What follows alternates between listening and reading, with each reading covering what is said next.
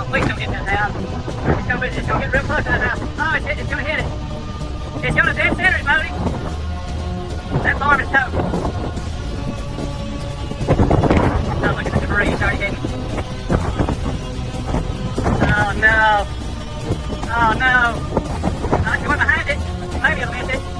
It'll be close. This natural disaster hit a town of about 600 people, destroying 180 homes and damaging lots of businesses. It's terrifying how much damage it caused. It's clear why nobody wants to deal with that kind of chaos.